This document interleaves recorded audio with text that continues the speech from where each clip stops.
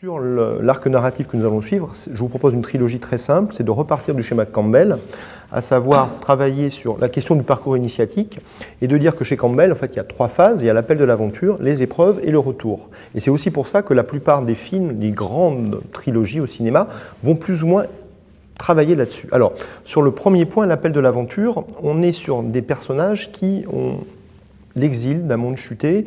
On est sur un monde assez compliqué. Alors là, j'ai pris effectivement l'histoire de l'univers DC Comics, qui est assez complexe.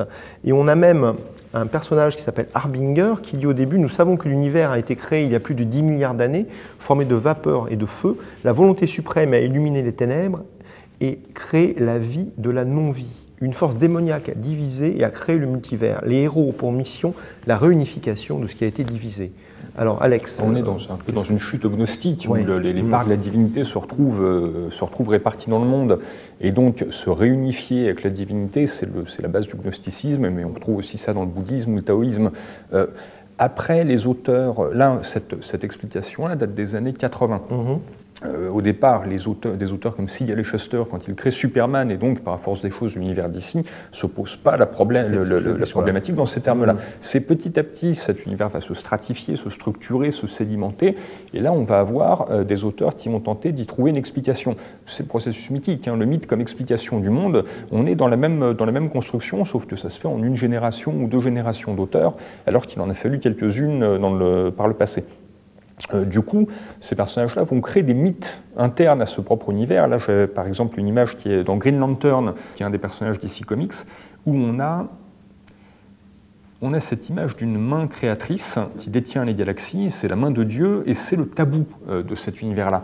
Quand un des scientifiques essaye d'aller au-delà, de remonter plus loin dans le passé pour voir le visage de la divinité, là son appareillage explose et il crée le mal. La création du mal dans cet univers vient de cette rupture du tabou où on ne devait pas essayer de voir le visage de Dieu. Donc, ce qui nous renvoie aussi à l'Exode, enfin tu ne contempleras pas l'Éternel face à face. Ça nous renvoie directement à cela, dont il y a un récit de création, un tabou fondateur et une rupture de tabou qui entraîne la chute. Donc on est dans des choses assez classiques. Enfin, quelque part, ça peut trouver, je parlais de gnosticisme, mais ça trouve aussi son parallèle dans l'univers judéo-chrétien classique. Oui. Alors on trouve un personnage qui s'appelle Éon. Donc chez les gnostiques, on a les éons et les archontes qui vont être les barrières et les gardiens du monde. Alors là, c'est chez Marvel. C'est chez Marvel, ce personnage d'Éon, qui n'est pas très joli d'ailleurs.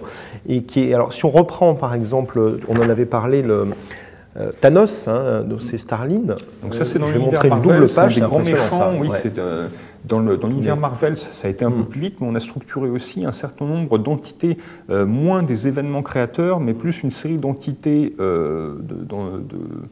oui, on pourrait intituler des archontes de l'univers, avec Galactus, le dévoreur de planètes, les célestes qui ensemencent les planètes.